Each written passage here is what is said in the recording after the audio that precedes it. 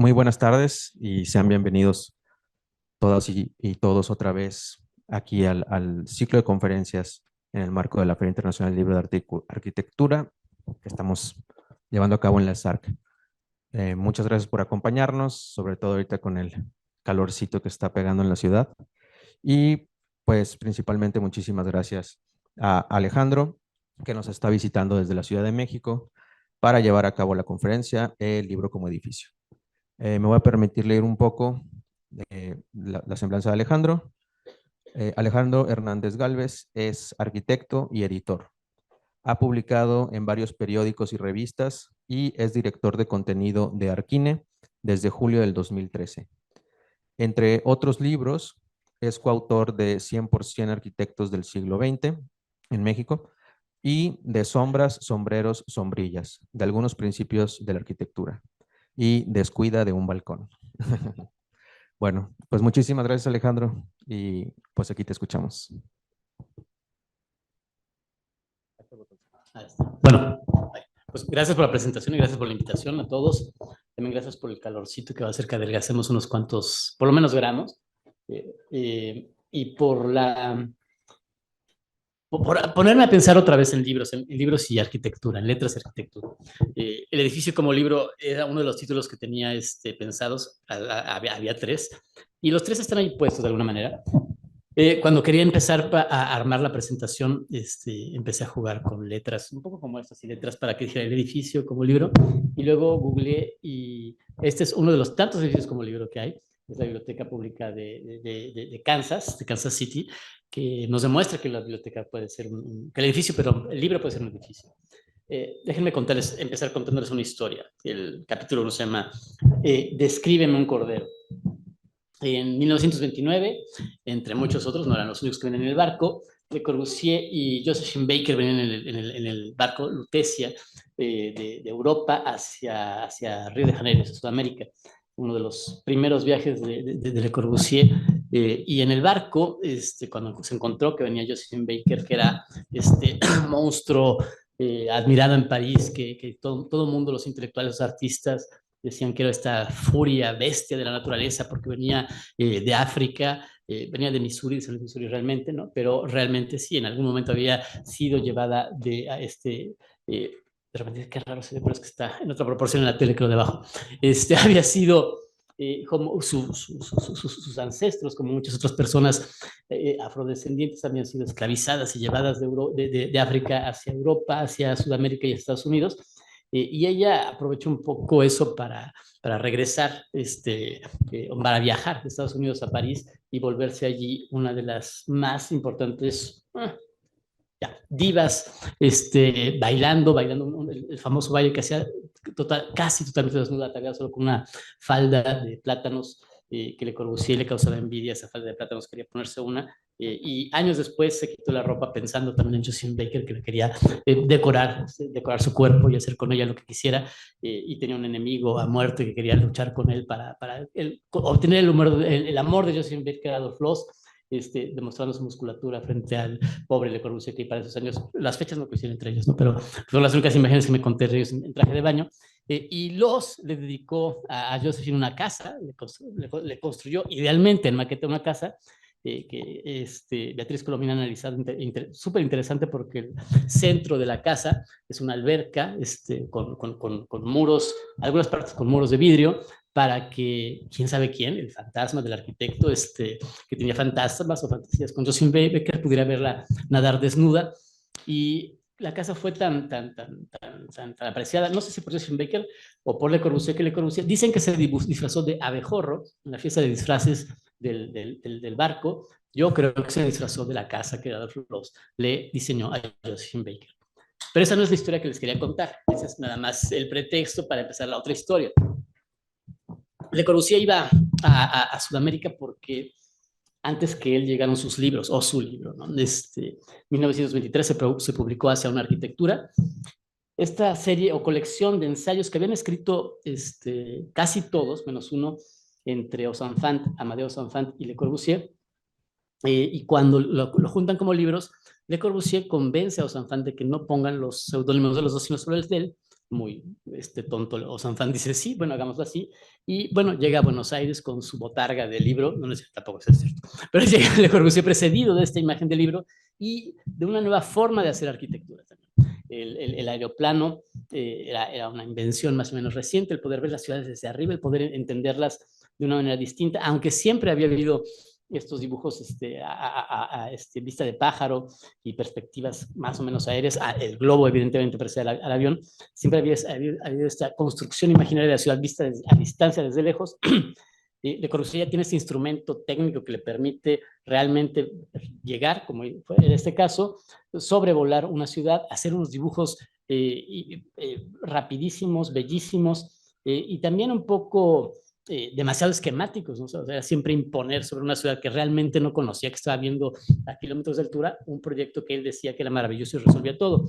Eso es lo que venía vendiendo en su gira sudamericana, y para volar de un lado al otro, de Buenos Aires a Montevideo, contrató a un joven, una empresa de aviación recién inaugurada en los años finales de los 20 en Sudamérica, liderada por un capitán de vuelo francés que se llamaba Antoine de Saint-Exupéry.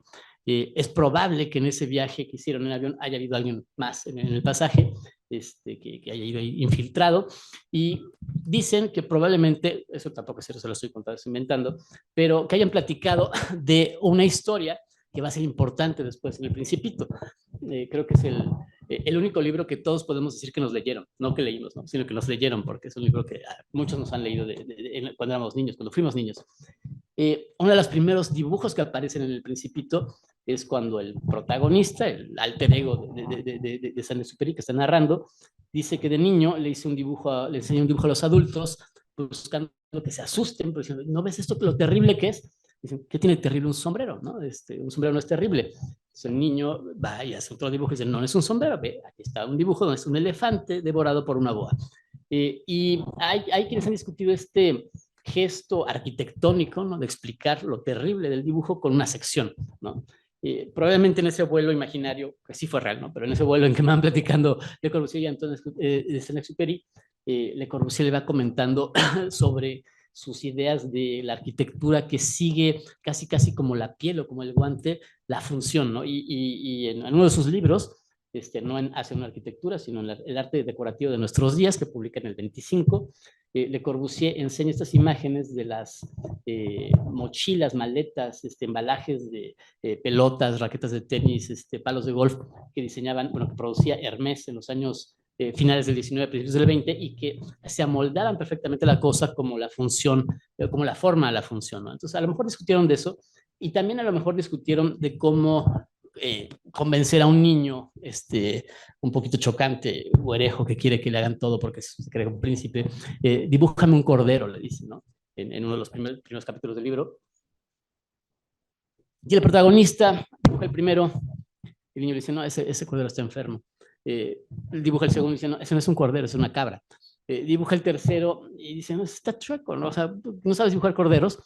Y seguramente se acordó de Le Corbusier, el pasajero de su vuelo entre Buenos Aires y Montevideo, y que le dijo que todo cabe en una caja sabiéndolo acomodar, siempre y cuando tenga ventanas horizontales, solo que eso se le olvidó y puso unas ventanas circulares, ¿no? Eh, Toda esta historia es primero para uno, o perder o atrapar su atención, cualquiera de las dos, pero otra porque, ¿cuál hubiera sido la diferencia si en lugar de lo que dice en el libro es dibújame un cordero, hubiera sido descríbeme un cordero? Cuando pedimos la descripción de algo, sería imposible, creo yo, a menos que fueras un escritor o un poeta genial, empezar con una caja, ¿no?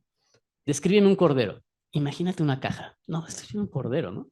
Pero en un dibujo puedes hacer esa cosa, ¿no? Puedes decir, el cordero está dentro de la caja.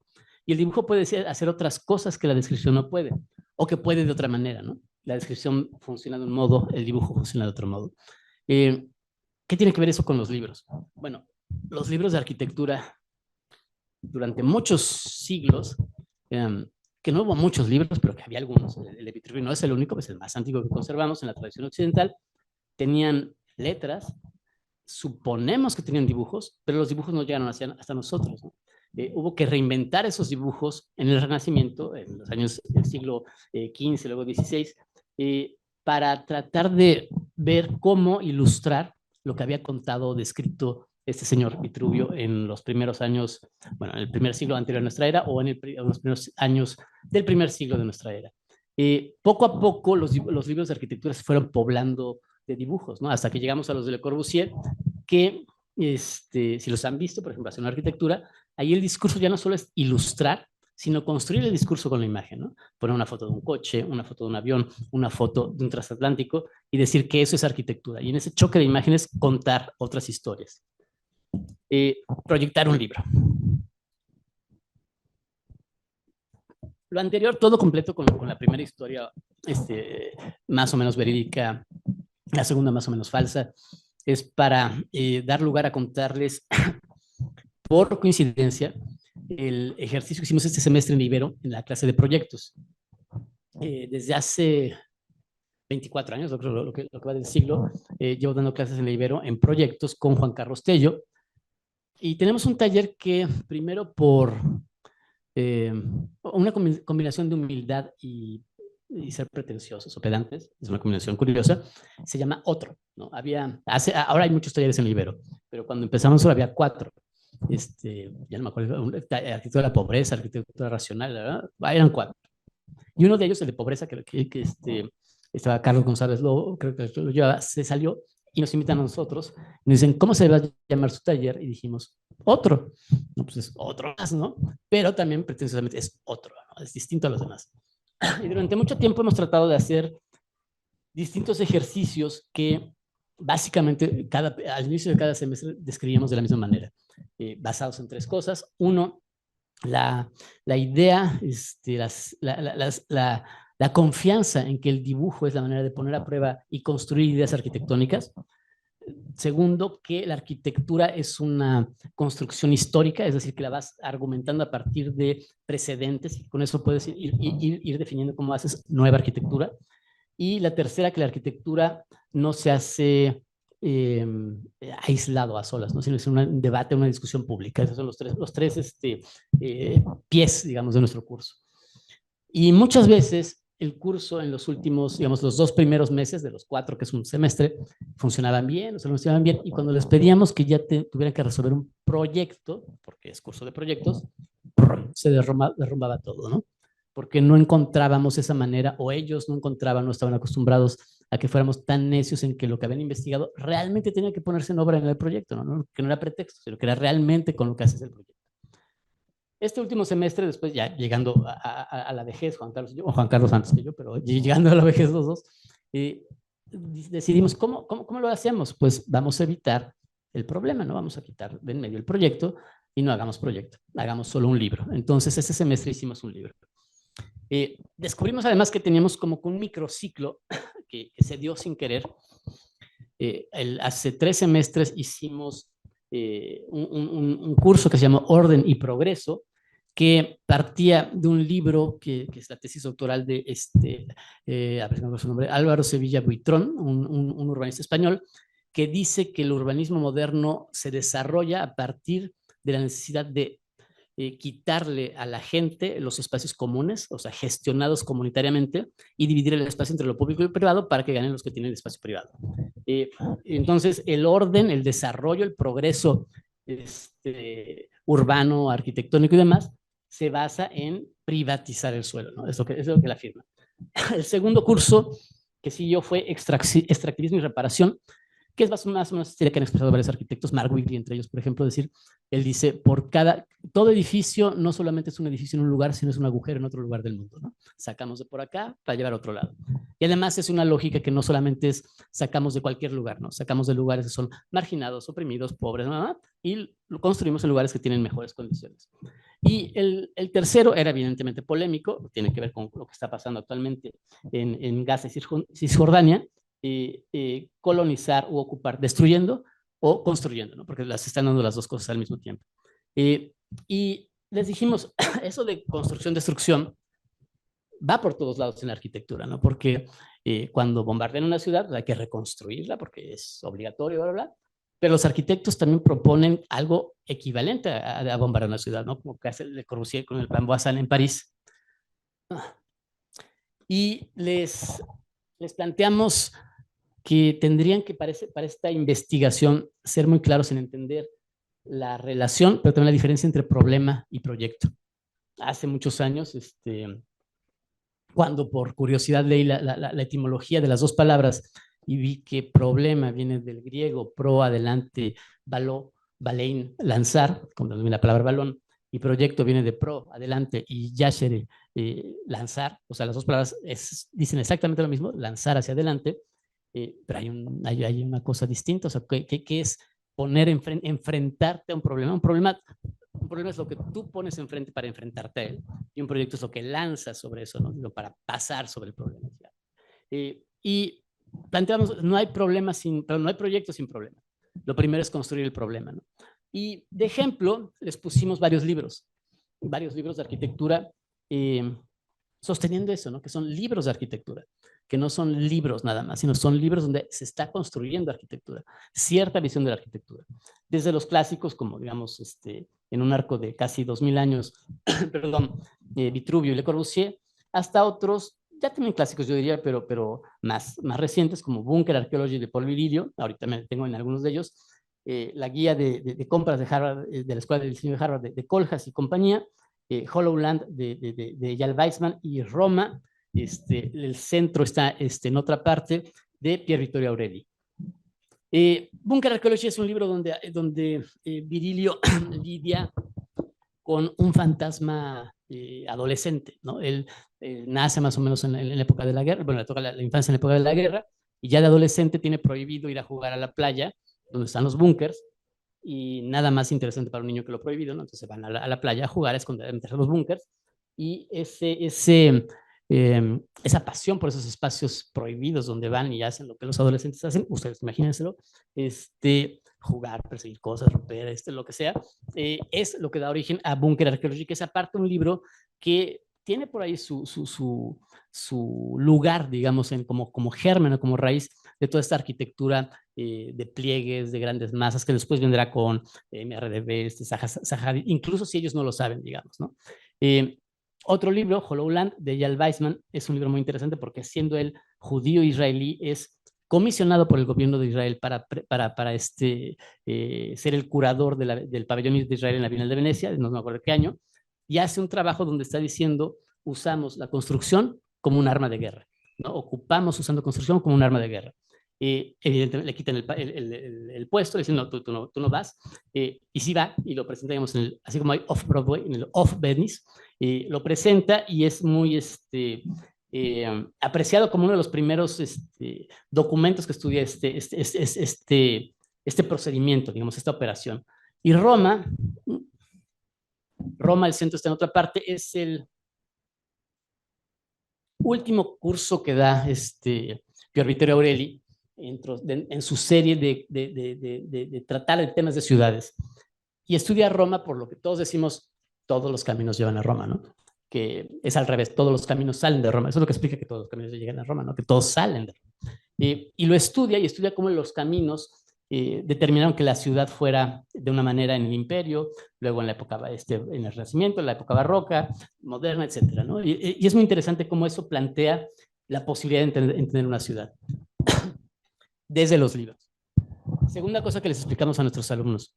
El tema, que se me olvidó ponerlo allí, era entre paréntesis, memorias, desmemorias, construcción y destrucción del territorio.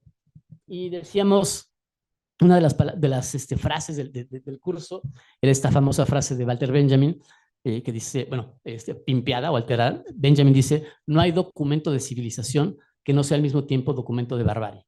O sea, todo lo que la civilización presume como gran construcción está basado en la opresión y destrucción de otros, ¿no? De otros pueblos, de otras gentes, de otras comunidades. Igual con los monumentos, ¿no?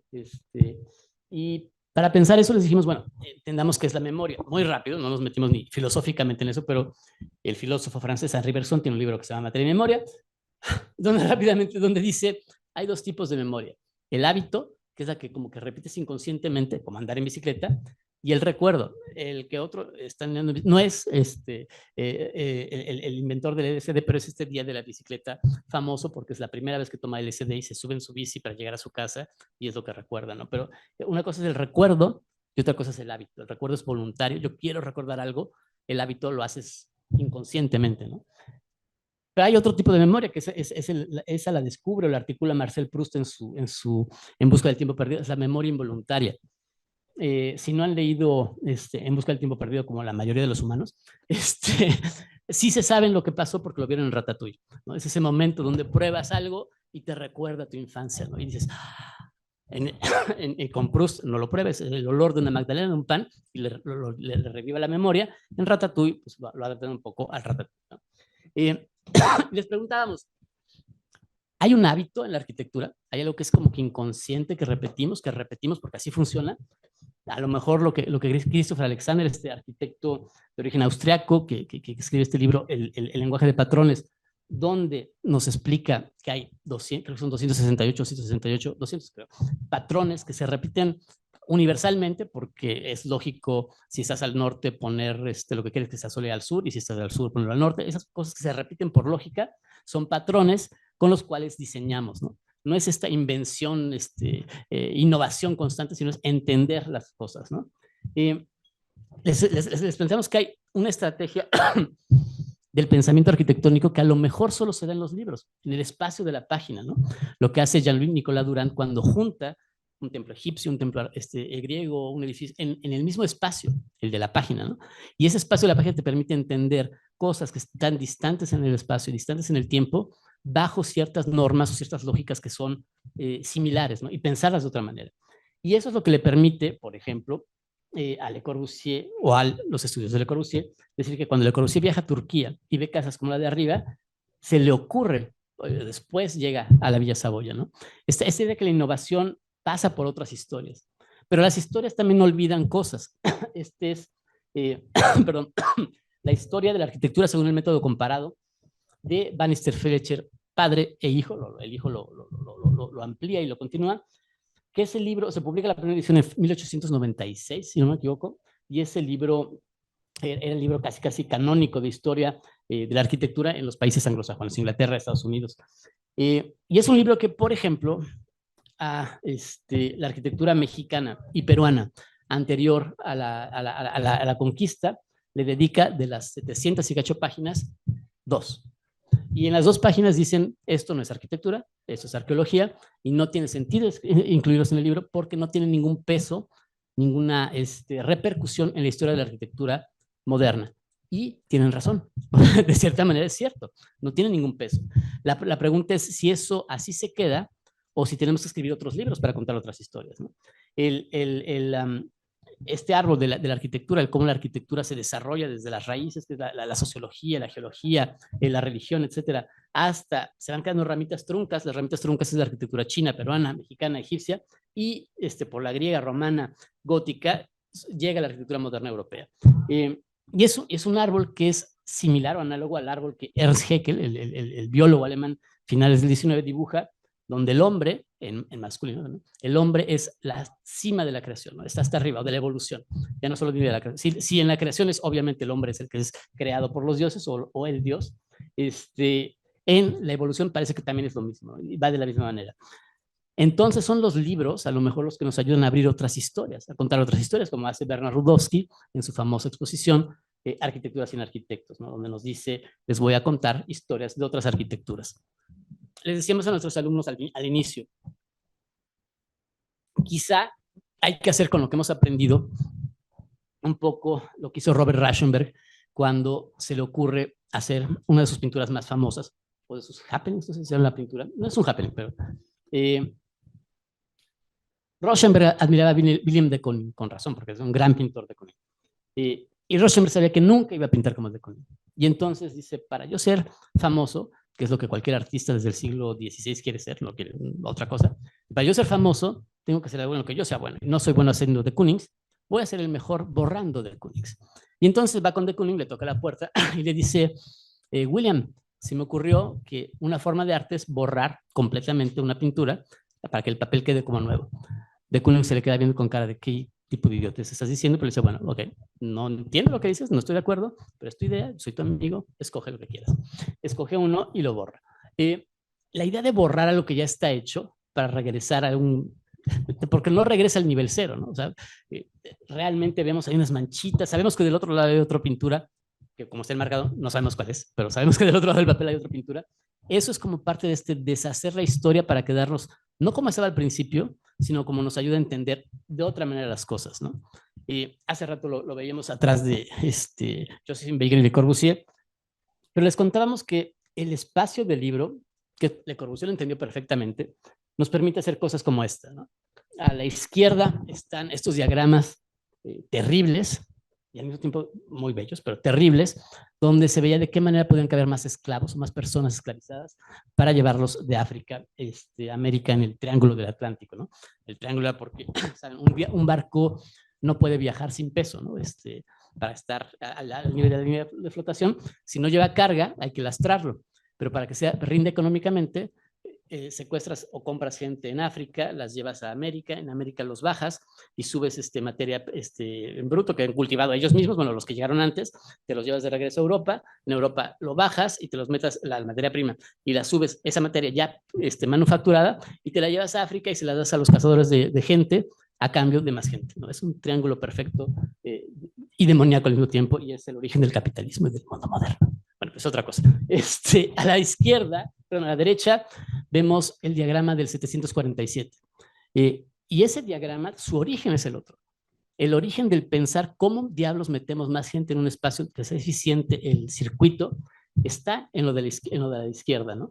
Y esas historias, si las empezamos a ver de otra manera, vean el bonito espacio interior de un 747 en los años 70 y el no tan bonito interior de un barco que traficaba personas, la ruta esa que estoy hablando y las rutas, ¿cuáles son? ¿Por qué hay ciertos puertos que se desarrollan más que otros? Porque de ahí salían y entraban mercancías y personas, ¿no? Esas historias, cuando las vamos contando, nos llevan a otras cosas. Y esas son las cosas sobre las que trabajaron nuestros alumnos. Ahora, todo esto que conté, ¿cómo voy de tiempo? Porque yo voy hablando rapidísimo porque pensando que voy muy, y a lo mejor voy a terminar en 20 minutos. ¿Voy bien? Esos son los libros que produjeron nuestros alumnos. Fue realmente una sorpresa tanto para ellos como para nosotros que sean tan buenos libros. Que estamos viendo ahorita se llama Los dos lados de la presa, y estudió en esta presa del río siempre se me olvida el nombre, Elboa, que es un río al norte de Washington, el estado, que fue la primera gran presa que se derrumbó, se tumbó el muro de la presa para recuperar el entorno ecológico y la lógica de los ciclos ecológicos, ¿no? Fue una presa además ilegal, porque está en un territorio que pertenece a un pueblo originario que habitaba allí, y se hizo sin su permiso y su consentimiento en los años, primeras décadas del siglo XX, y cuando se quita, lo interesante es entender cómo se recuperan estos circuitos de ocupación del territorio de personas, de árboles, de salmones y demás, ¿no? Según nosotros, bueno, y ahorita se los voy a seguir comentando, viendo los otros ejemplos, pensar esas cosas, esos temas, es algo que no puedes hacer, bueno, sí podrías hacer, pero exige mucho tiempo, exige quitarte de la cabeza que lo más importante es ver si la puerta abre y el excusado está en el lugar que debe estar.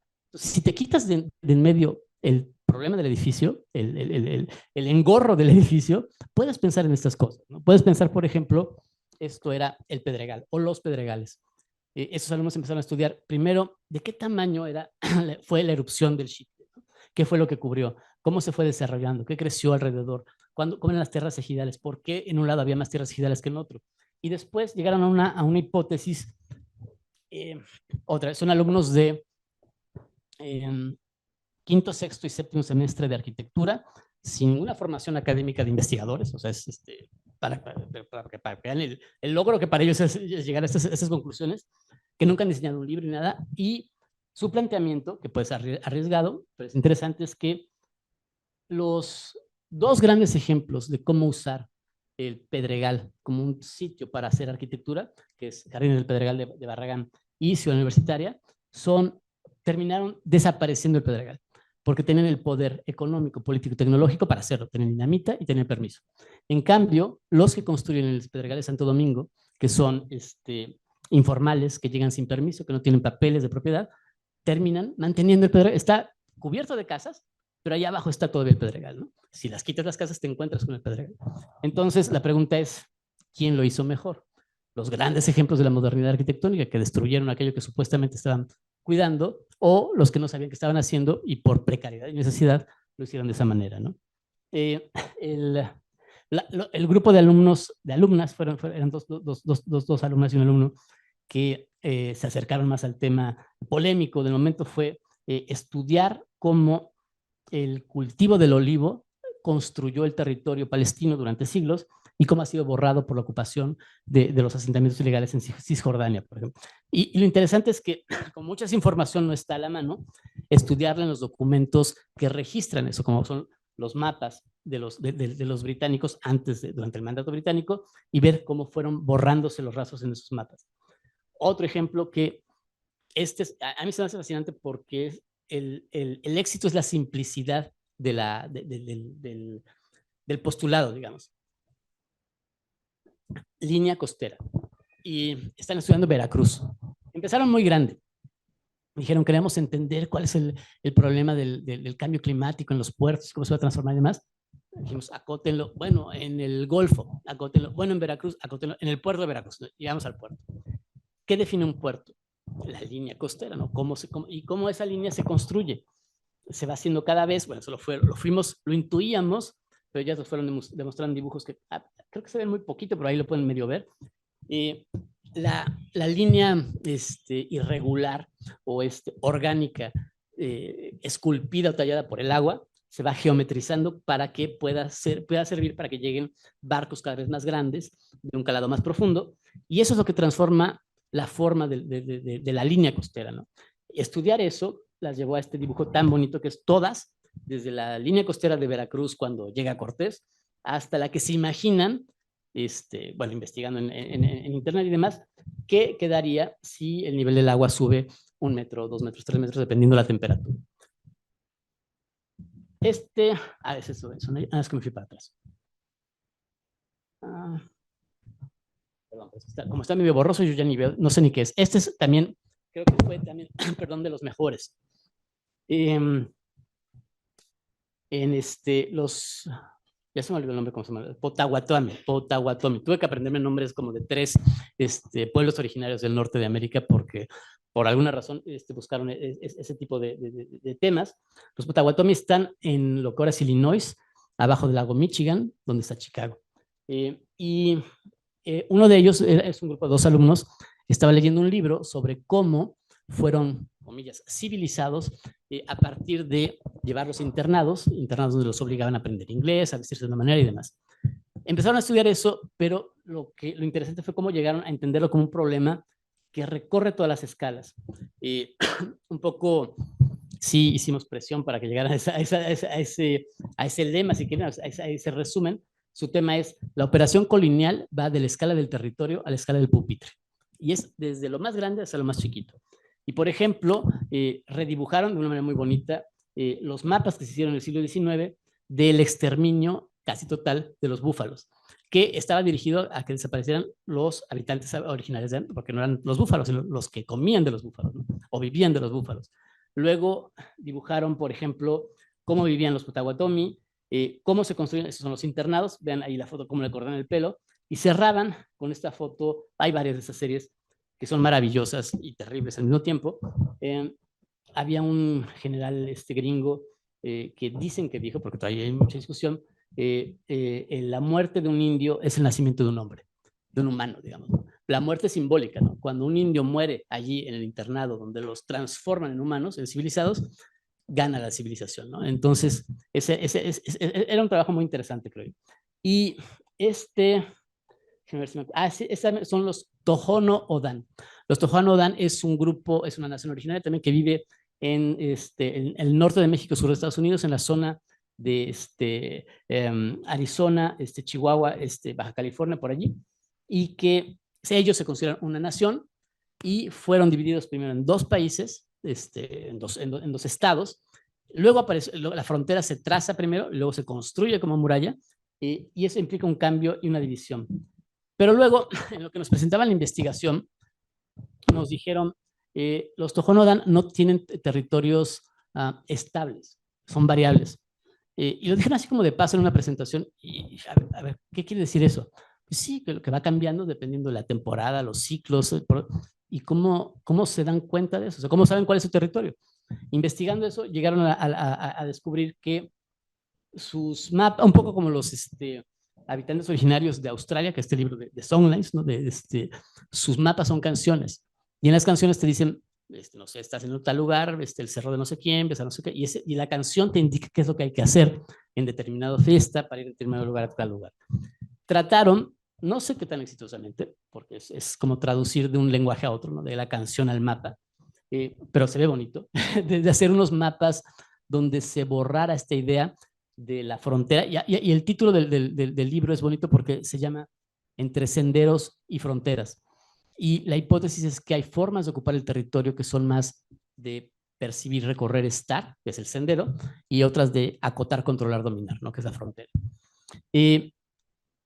Ya casi para terminar, 5 puntos.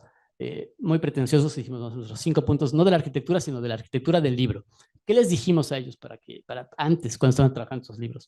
Primero les dijimos, tomen posición, así, en genérico. Y usamos como ejemplo Andrés Jaque, que dice, la arquitectura no surge como una acción aislada, como una especie de entidad autónoma. No sé por qué no me pongo mis lentes y no veo nada, pero estoy intentando leer borrosamente. Sino que está siempre operando sobre ecosistemas de relaciones ya existentes. No hay hoja blanca, ¿no? Hay que borrar la hoja para que la hoja quede en blanco. No hay espacio vacío, no hay tierra de nadie, no hay tierra sin pueblo. Todos los lugares están ocupados, todos los lugares están vividos, están hechos, están construidos por quienes lo habitan. Y construirlos o reconstruirlos implica cierta atención o cierto olvido a quienes estaban allí, ¿no? Tomar posiciones, porque, ¿y cómo lo haces?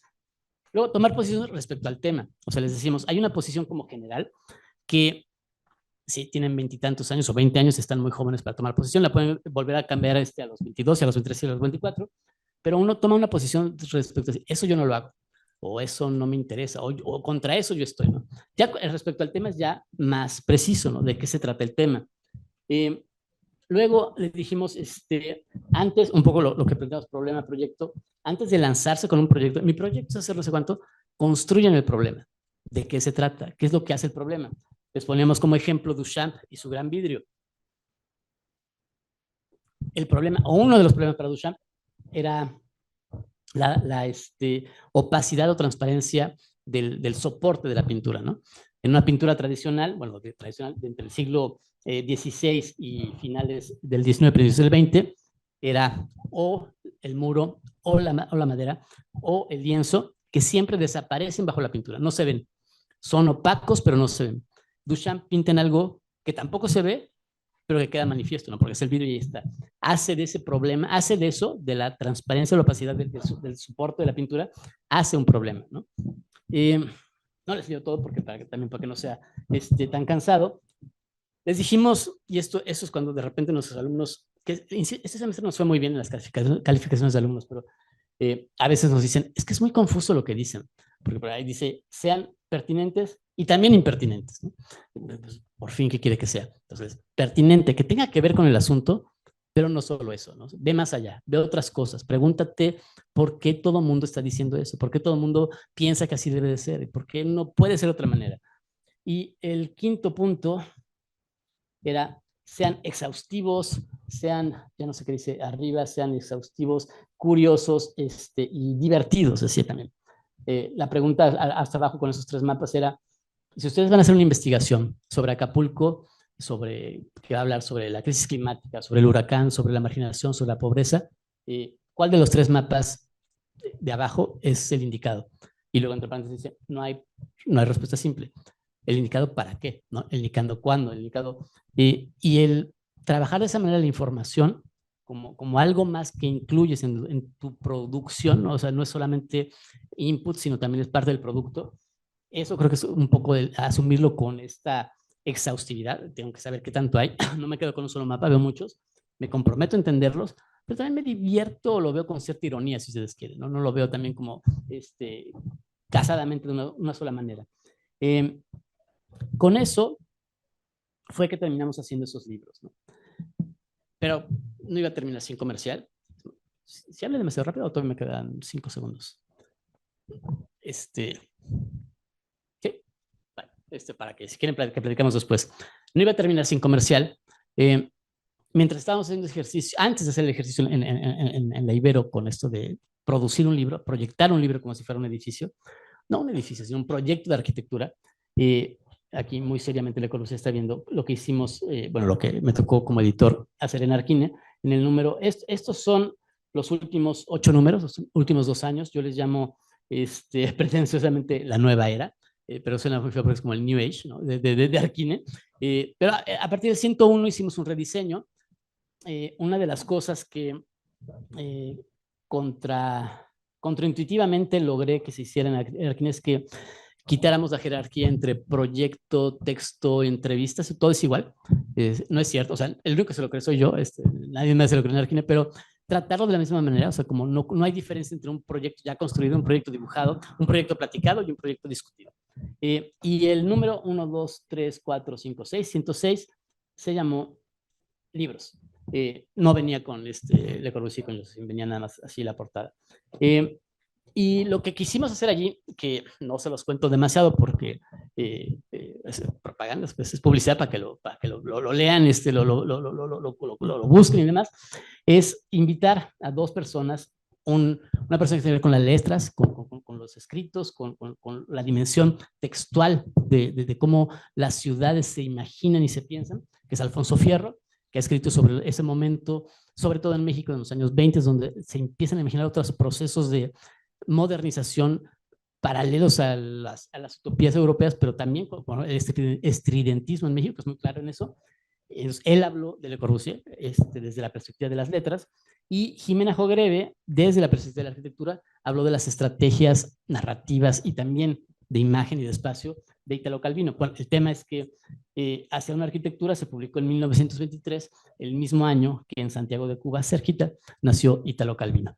Y creo que con eso termino apresuradamente mi plática, el edificio como libro. Pero hablé rápido para que podamos platicar más si es que nos queda tiempo. Gracias.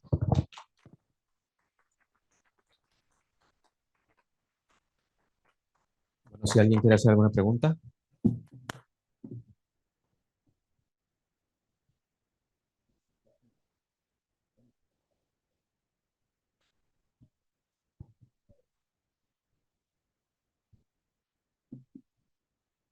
Puede hacer otra.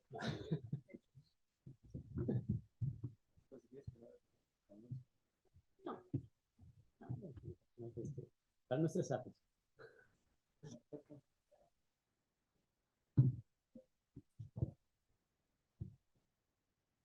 Bueno, este curso en el que hicieron los libros son, tal cual es el curso de la como columna vertebral que casi todas las escuelas tenemos, de la de diseño, ¿no?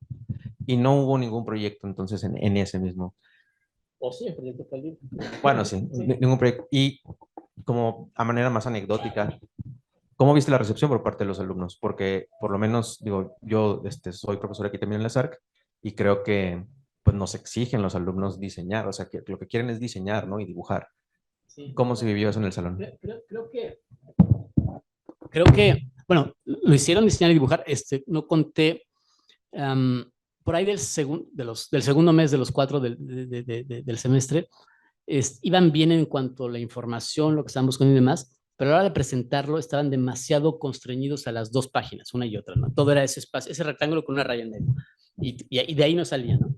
Entonces, para salir de ahí, les pedimos algo que sí sonaba como un reto, basado, Juan Carlos Tello, que damos clases juntos, Juan Carlos, Luis y yo, pero Juan Carlos lleva ya varios años con un ejercicio de dibujar casa, que le llama arqueología habitacional, que empezó con su propia casa, que es dibujar absolutamente todo de su casa, ¿no? Cucharitas, todo, todo. Y lo hizo en la casa de Luis Barragán, en Tacubaya, después no sé, de ir todos los tardes durante un año a tomar fotos, medidas y demás. Y es un dibujo que cuando tú lo ves, porque está hecho en Illustrator, con no sé cuántas cientos de layers, o sea, porque apaga y va, y llega y te puede enseñar, aquí está el tocadiscos y el detalle del tocadiscos, y luego se hace para atrás y puedes ver la casa entera, ¿no? Entonces, esa capacidad de que puedes ver, es un dibujo que tiene todo, pues, nunca ningún dibujo tiene todo, pero que tiene todo, y está en planta de secciones muy geométrico, es muy arquitectónico clásico. Era como que lo que queríamos, ¿no? Les pedimos, hagan un dibujo que sea una máquina de producir dibujos. Y como muchos eran cartografías, eran mapas y demás, ahí fue, por ejemplo, donde los de los Potawatomi entendieron esta cosa del zoom, ¿no? Es decir, tenemos los búfalos, los bosques, porque cuando encontraron, y lo estábamos platicando, mapas del siglo XIX de los búfalos, de los lenguajes, las lenguas de las tribus, como les ponían los que hicieron el mapa, y de los bosques que había antes de la colonización, todos eran formas que nosotros diríamos en nuestro lenguaje arquitectónico orgánicas, ¿no? Eran amibas, curvas y demás. Y luego tienes el mapa de Jefferson con su retícula, que es lo que coloniza, corta, regula y ordena eso, eso que se escapaba al mapa, ¿no? Y que se sigue escapando después de otras maneras. Y eso lo descubrieron gracias a ese dibujo. Entonces creo que ese dibujo los ayudó a entender, bueno, porque fue también una parte de cómo dibujas algo casi conceptualmente y también prácticamente incluso aprender Illustrator, ¿no? Porque Juan Carlos fue muy terco de cómo se hacen las capas, cómo las, qué grueso de línea, etcétera, ¿no? Entonces, esa parte creo que los acercó a entender que también estaban diseñando y al final, cuando fuimos cerrando el libro y se dieron cuenta que estaban pensando cosas pues muy serias de la arquitectura, ¿no? O sea, o del espacio y cómo lo ocupamos, creo que les gustó mucho. O sea, según lo que ellos nos dijeron al final del mes, estaban muy contentos de haber por primera vez pensado ciertas cosas que nunca habían pensado a partir del diseñar la casa del escultor en Tepoztlán, ¿no? O cosas así.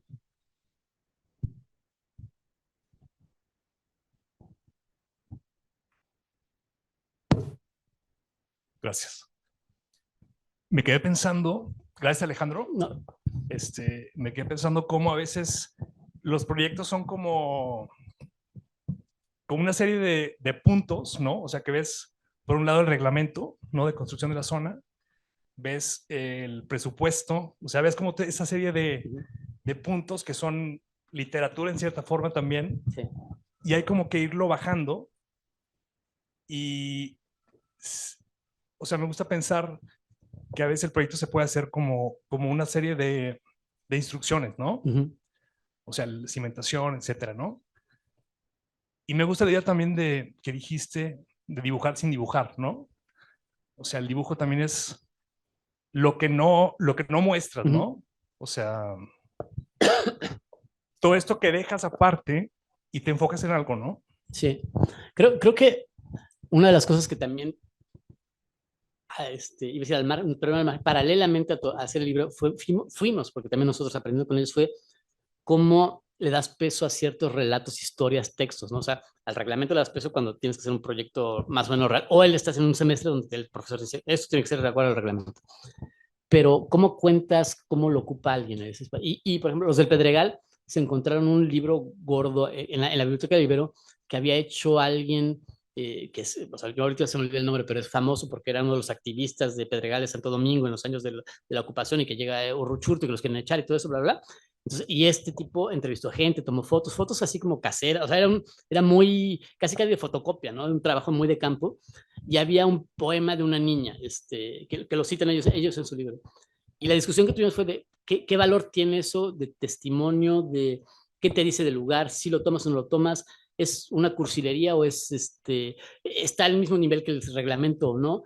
Y el entender cómo esos textos eh, te informan sobre lo que estás haciendo, sobre qué posición toma respecto a cómo se trabajó el Pedregal, creo que es interesante porque estamos muy acostumbrados a que ciertos textos canónicos o reglamentarios normativos tienen valor y otros textos no los consideramos en absoluto como parte de las posibilidades de pensar el espacio, ¿no? O cómo ocupar el espacio. Y creo que eso fue algo que aprendimos junto con ellos, que fue interesante.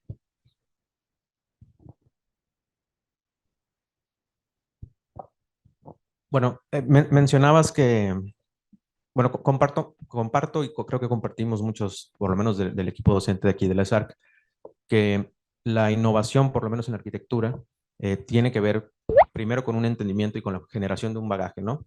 En la misma línea de despintar la pintura, pues sí, o sea, para poder romper las reglas tienes que saber cuáles son las reglas.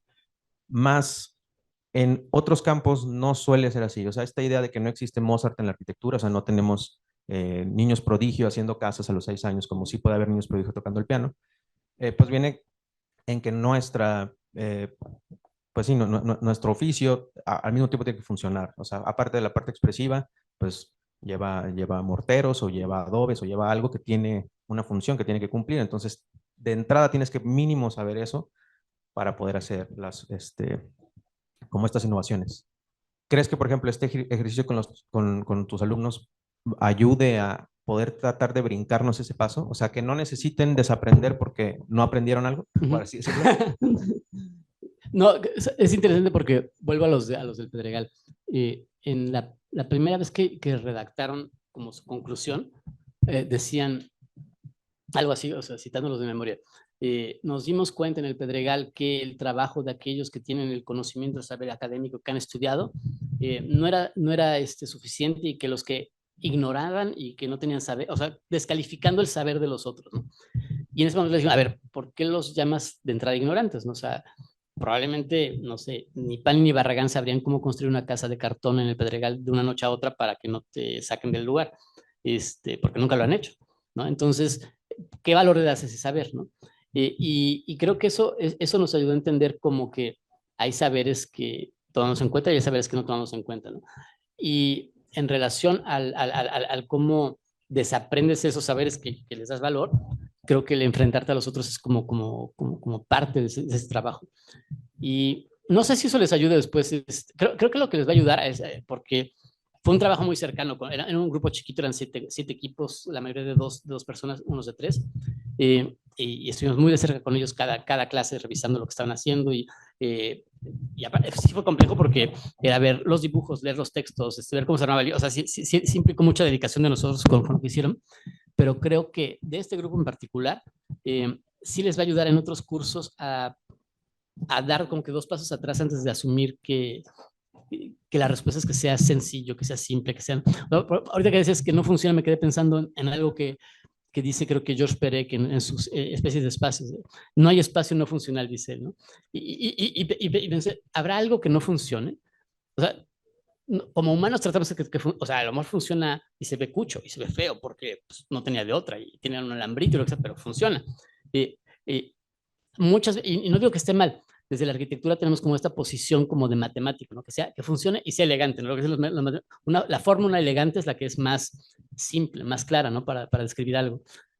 Como arquitectos como que tendemos a eso, pero necesariamente el entorno construido debe de tender a esa elegancia, o puede haber...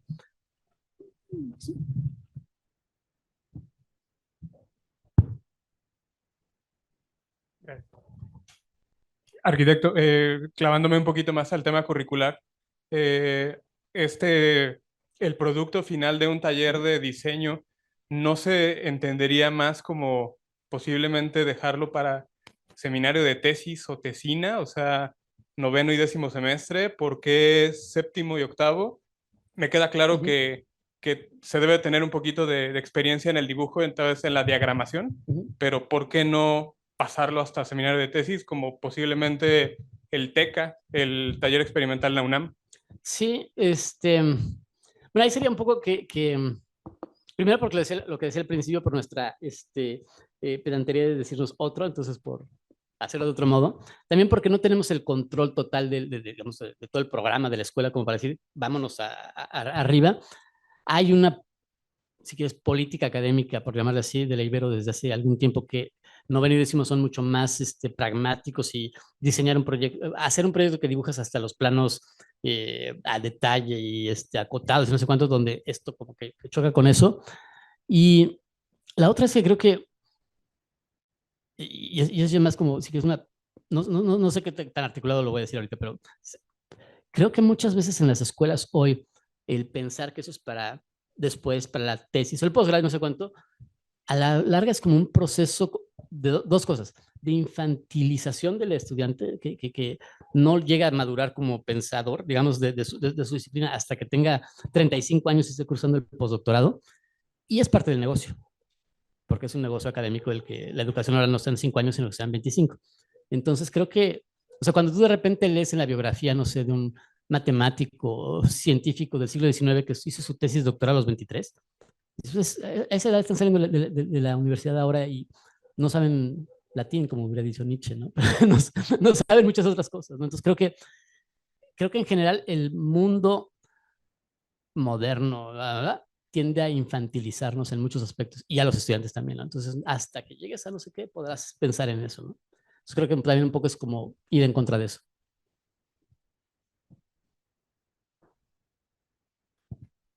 Bueno, pues a fin de cuentas es una feria de libro.